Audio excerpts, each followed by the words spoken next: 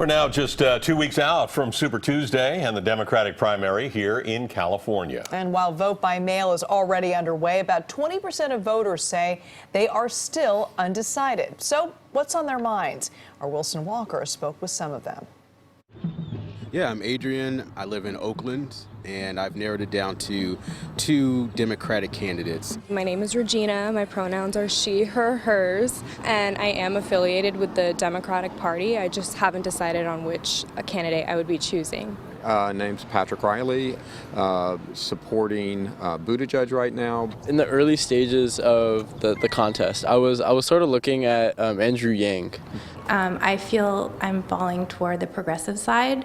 I'm a lifelong Democrat, and I am totally confused. They come from around the Bay Area. Some are registered Democrats, some are not. They are all planning to vote in the Democratic primary, and they are all basically undecided, but some are leaning in a direction, and how they are leaning has a lot to do with how they approach one question. We are going to defeat the radical socialist Democrats. Who would say that the ability to beat Trump is the chief quality you are looking for? For me, that's great. That's it.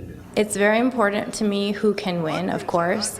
It's also very important to me who I feel can represent my voice. That's not me. I'm leaning towards Bernie and Warren because, you know, they are the more progressive candidates and they have laid out more comprehensive plans in terms of women's representation, housing, and environmental justice. I'm thinking Bernie Sanders will be the most radical to actually exact real change, and Warren will be the most pragmatic.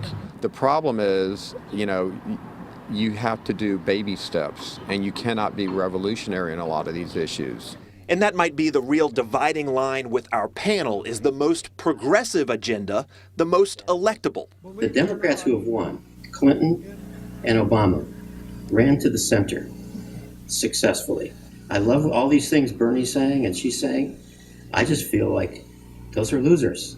If you took the 10% at the far right, who are the Trump supporters, and the 10% at the far left, the Bernie type people, the very, very progressives, the 80% in the middle would get along. Pete and Amy Klobuchar are doing well because they're playing to the middle. One name no one has mentioned yet here, and that is Michael Bloomberg. Honestly, I don't even know if Bloomberg really actually cares about the actual Democratic platform or what most of the Democrats are running on, like universal health care. Like, will he actually follow through?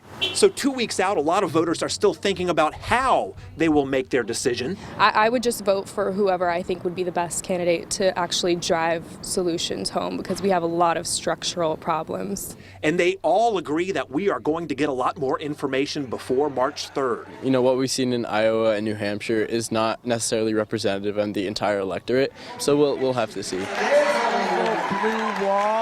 All right, Mike Bloomberg with another jump in national polling numbers today. We will see if that materializes in California. And thank you again to everyone for taking the time with us. We will have more from our panel as we near the primary and then after the primary. Yeah, talk about it a little bit. Do a little postmortem after the primary. Yeah, so much depends on the independents in this, too. I think they definitely echo a lot of voters right now. And the sort of split between the progressive wing and the maybe more practical wing and the dispute over what is the best path to victory in November. It'd be interesting to see if this changes the Democratic Party, too, after this election.